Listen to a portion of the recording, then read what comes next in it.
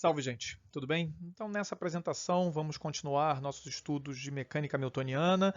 A gente vai falar aí dos importantíssimos colchetes de Poisson, da conexão da mecânica newtoniana com a mecânica quântica, integrabilidade. Vamos falar um pouquinho também sobre transformações canônicas e aplicá-las num exemplo simples.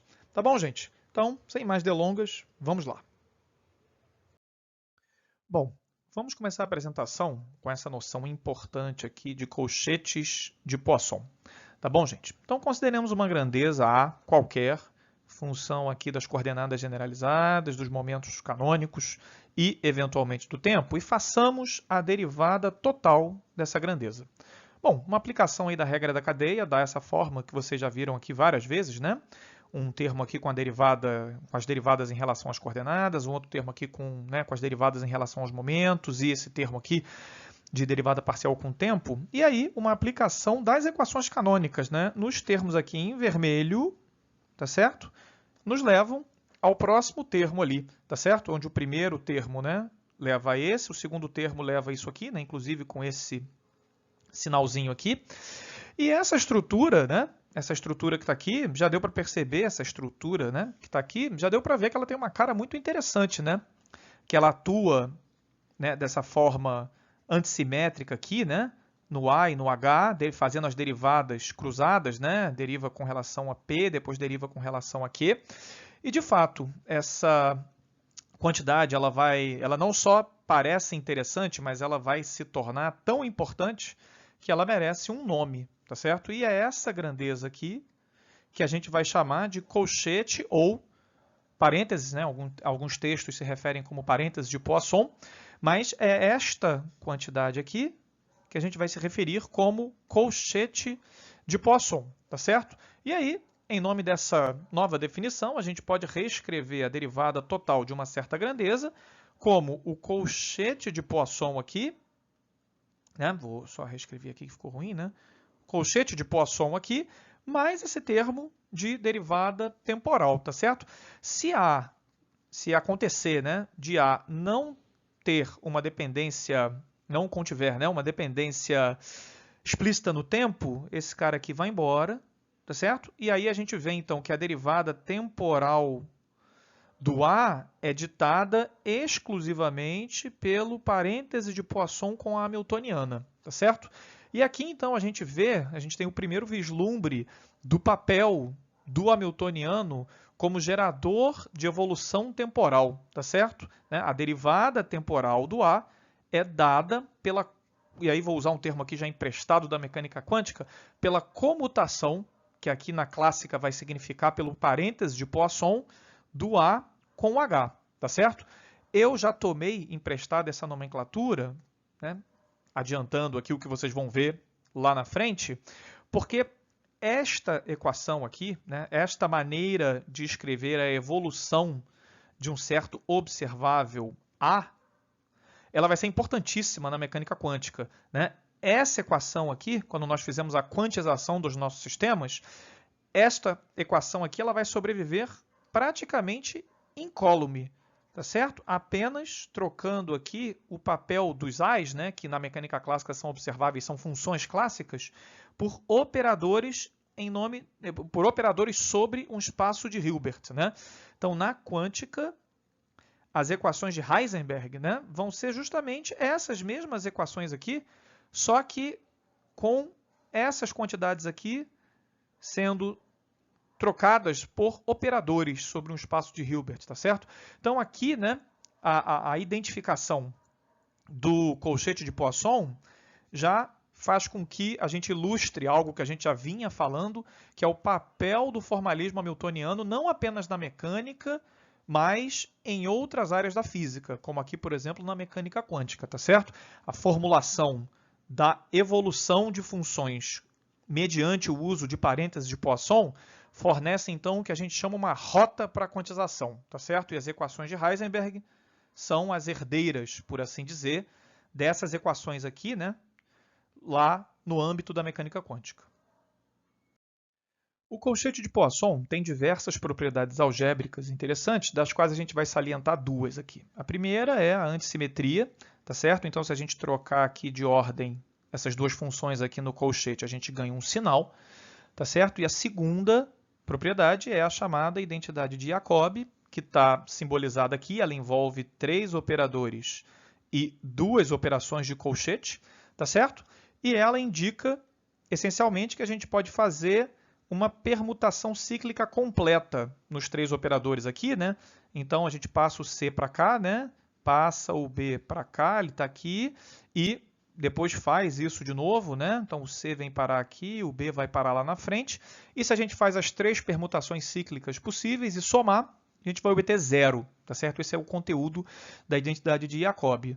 Uma maneira bastante útil de interpretar a identidade de Jacobi é como uma primeira generalização da associatividade, tá certo? A gente está vendo que o colchete de Poisson ele não é comutativo, né? Senão não teria esse sinal aqui da antissimetria, e ele é tampouco associativo, porque se ele fosse associativo, a gente poderia passar o colchete aqui para os operadores A e B, tá certo? E enfim, né, usar essa identidade, mas isso não vale para o colchete de Poisson, ele não satisfaz a associatividade, mas, num certo sentido, a próxima coisa mais simples depois da associatividade é Jacobi.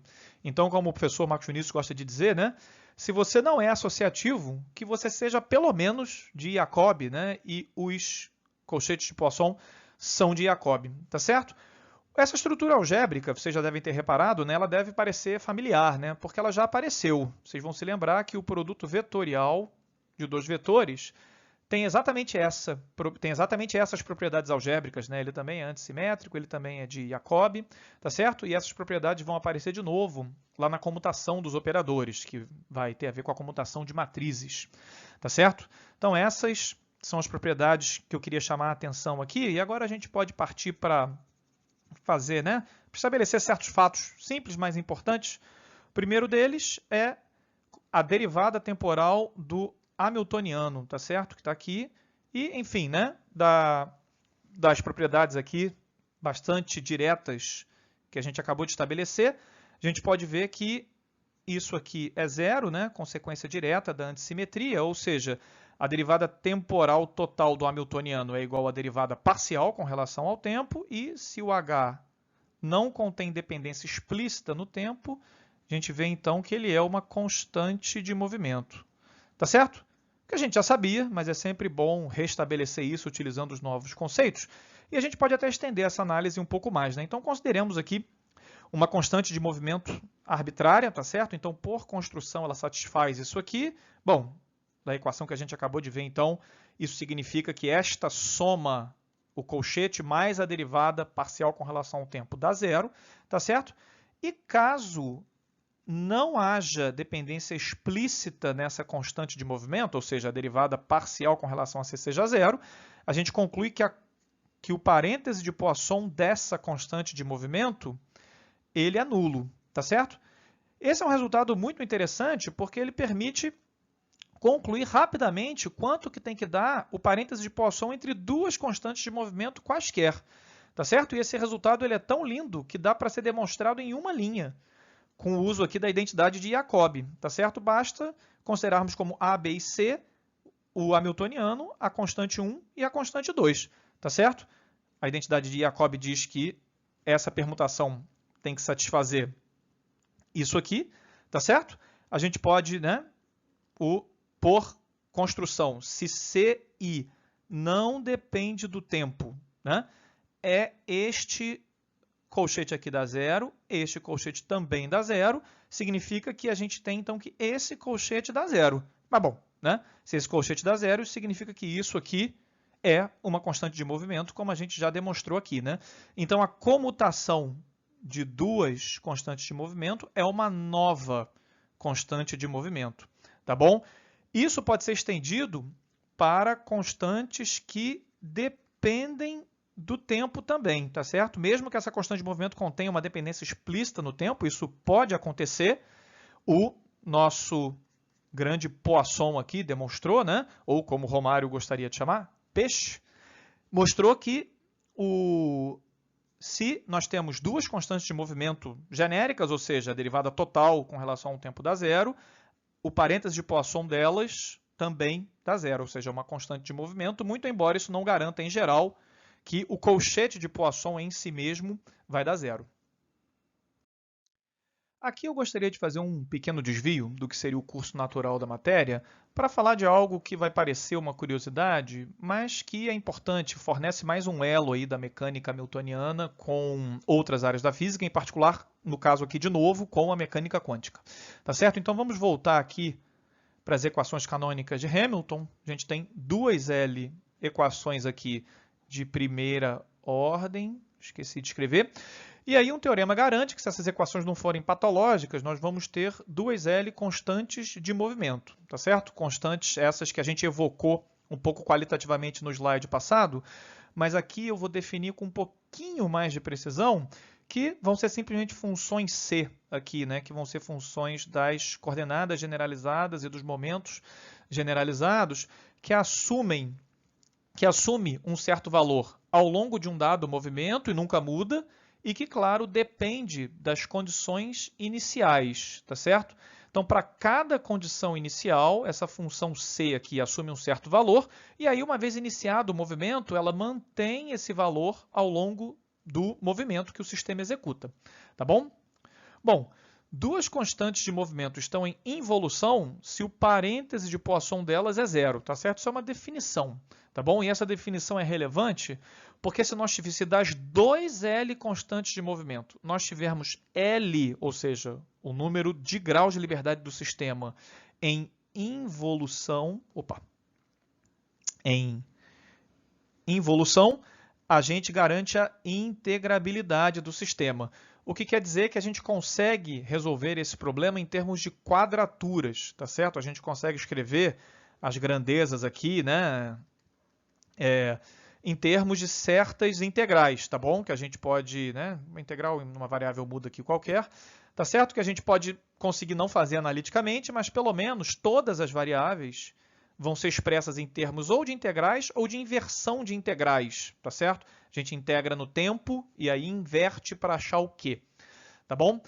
Isso, na verdade, como eu disse, né, não vai ser diretamente importante aqui para a gente no curso de clássica, mas o que é muito bacana é que isso fornece um elo bem legal, de novo, com a mecânica quântica. A integrabilidade, né, tá aqui, ela está associada a certas simetrias, tá bom? Em geral, quando a gente tem simetrias no problema, a gente vai ter constantes de movimento que vão ser simples e que estarão em involução, tá certo? Lá na quântica, essa questão das simetrias também é muito importante. Isso vai levar às chamadas degenerescências, ou seja, diferentes estados que têm, por exemplo, a mesma energia, tá certo? Diferentes estados associados que vão ter o mesmo valor de um determinado observável, tá bom? Então lá, né, a gente diz que, né, a energia associada a psi1 e a psi2, por exemplo, né, vão ter a mesma energia aqui, tá certo? Isso aqui é degenerescência, tá bom? E para levantar essa degenerescência, a gente precisa fazer menção, a gente precisa fazer referência, a gente precisa usar outros observáveis, né? Então a gente pode, por exemplo, utilizar o quadrado do momento angular, tá certo? Que é um observável, módulo do momento angular, né? Que é um observável, isso além da energia. A gente pode usar uma das projeções do momento angular também, tá certo? Até levantar essa degenerescência. Só que a gente só vai conseguir levantar essa degenerescência se a comutação desses operadores se anular, tá certo? E este é o significado dessa sigla aqui, tá? Vou fazer em outra cor aqui. Esse é o significado dessa sigla, né? Conjunto completo de operadores comutantes. Vocês vão ver lá na quântica, vai desempenhar um papel fundamental. E esse conjunto, né, é um conjunto de operadores que comuta entre si, tá certo? E quando eles comutam, a gente vai conseguir determinar perfeitamente os estados. Vai levantar todas as degenerescências, tá certo? Vai conseguir determinar, então, cada estado que a gente está interessado, tá bom? E isso, enfim, né, a condição aqui, né, da comutação entre os operadores é um pouco similar a essa aqui, né? A gente vai ter, em geral, L operadores. A gente vai ter o conjunto de operadores comutantes, né? Vai ser em número L, que é o número de graus de liberdade do sistema, assim como nós tínhamos assim como L é o número de constantes em evolução que a gente precisa para garantir a integrabilidade do sistema, tá bom? Então a gente tem aqui mais uma conexão entre a mecânica clássica e a mecânica quântica, gerada pelo formalismo hamiltoniano. Voltando aqui ao curso principal da apresentação, a gente pode falar um pouco sobre o que, afinal de contas, o formalismo hamiltoniano traz aí de novidade, de vantagem em relação ao formalismo lagrangiano, tá bom? Então, retrocedamos rapidamente aqui ao formalismo lagrangiano, temos aqui as equações de Euler-Lagrange, tá certo? E a gente já viu que fazendo uma mudança arbitrária de coordenadas, então introduzindo Q' aqui, que são funções arbitrárias dos antigos Q's e de T, mostra-se que as equações de Euler-Lagrange mantêm a sua forma. A gente só precisa colocar as linhas aqui faltou uma linha, tá certo? Linha. A gente só precisa colocar as linhas na equação de Euler-Lagrange, tá certo? Muito embora a gente não use esse fato explicitamente, a gente o usa implicitamente o tempo todo, né? A gente se fia nesse fato para poder escolher as coordenadas generalizadas num dado problema que a gente acha mais apropriada e então, meio que, entre aspas, aí, sem pensar, utilizar as equações de Euler-Lagrange. Se elas não mantivessem a forma, a gente ia ter que tomar mais cuidado na hora de escolher as coordenadas generalizadas, tá certo? Então, essa invariância por transformações de coordenadas arbitrárias é um aspecto fundamental das equações de Euler-Lagrange. Bom, nós temos agora as equações canônicas de Hamilton e a gente pode se fazer uma pergunta parecida, né? Como elas se comportam com relação a transformações de coordenadas? Só que aqui, inspirado pelo fato de que Q's e P's são tratados em pé de igualdade, a gente pode alargar a pergunta, ou seja, como as equações de Hamilton se comportam face a transformações mais gerais, ou seja, quando a gente vai de um QI para um Qzão I, que é função não apenas das coordenadas generalizadas, mas dos momentos generalizados também e do tempo, né? Isso aqui é só uma notação abreviada para dizer que, né, podem estar todas, né, cada iésima nova coordenada generalizada pode depender de todas as coordenadas antigas, todos os momentos antigos e ainda o tempo, tá certo? E o P aqui da mesma forma. Tá bom?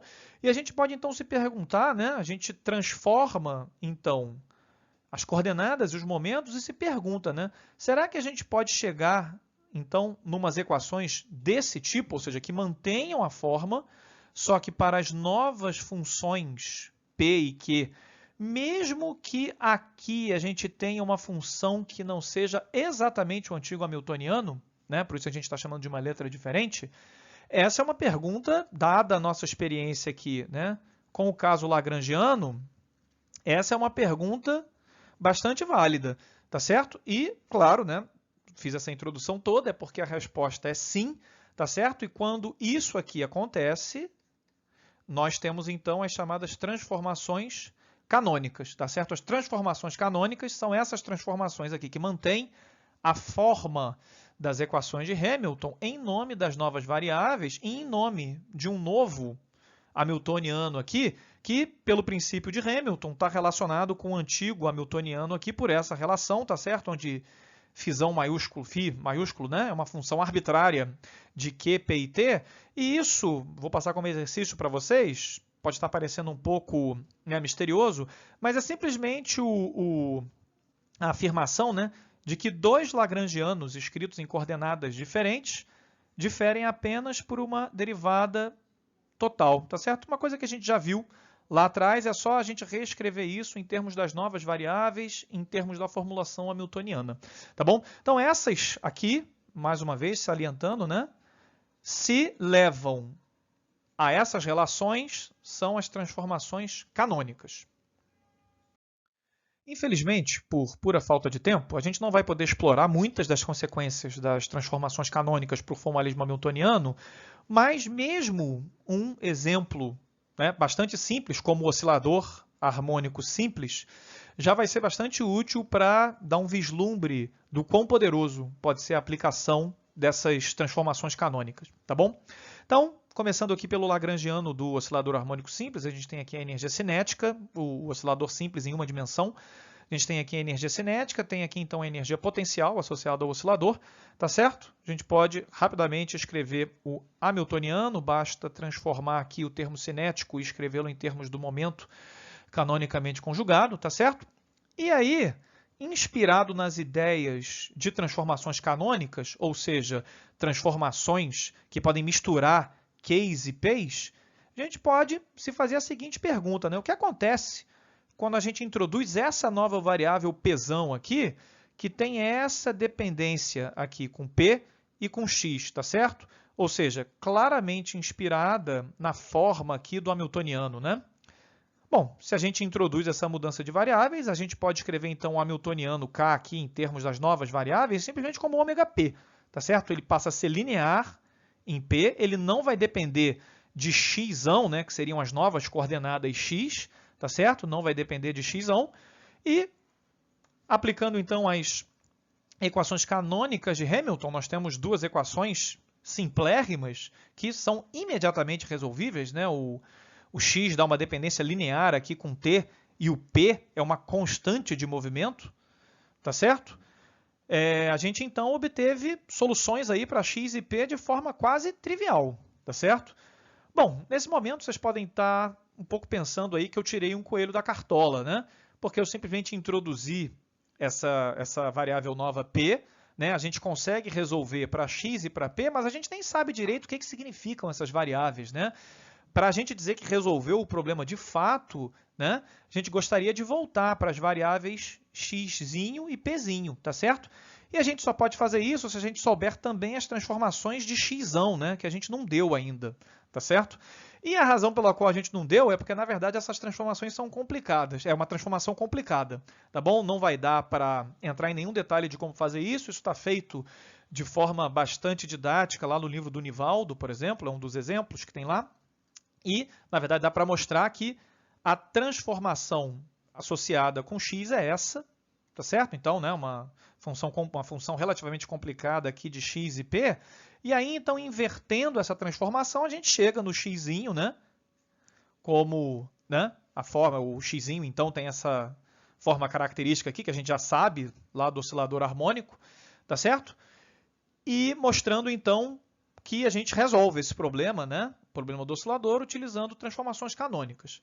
É claro que a introdução de transformações de variável altamente não naturais, né, como essa aqui, podem levar vocês a pensar que, enfim, o uso dessas transformações canônicas é um pouco artificial, né? E é claro que aqui foi mesmo. Eu só quis ilustrar o que acontece quando a gente utiliza transformações canônicas. Mas em problemas mais complicados, onde a gente, na verdade, não sabe a solução, né, é esse argumento aqui, né, esse artifício da gente conseguir escrever o hamiltoniano em termos de apenas um tipo de variável, né, ou apenas dos x, ou apenas dos p's, é muito útil, né? E isso, na verdade, vai ser a base de uma maneira sistemática de usar as transformações canônicas, o chamado método de Hamilton-Jacobi, que também por falta de tempo a gente não vai ter tempo de explorar, mas é essa que é a ideia, né? Utilizar as transformações canônicas para então escrever novos hamiltonianos aqui, que vão ser funções só de um dos tipos de variável, tá certo? E em geral dos p's, né? Ou seja, o novo hamiltoniano vai ser cíclico em todas as outras variáveis, ou pelo menos no maior número de variáveis que a gente conseguir, tá bom? E a partir daí a gente pode usar esse formalismo poderoso, né, o método de Hamilton-Jacobi, e tentar resolver as equações, tá certo? Então, com essa ilustração aqui, a gente pode fechar a apresentação, já passamos aí dos 23 minutos, e fechar também esse tópico, tá certo? Espero que vocês tenham gostado, e então, até a próxima.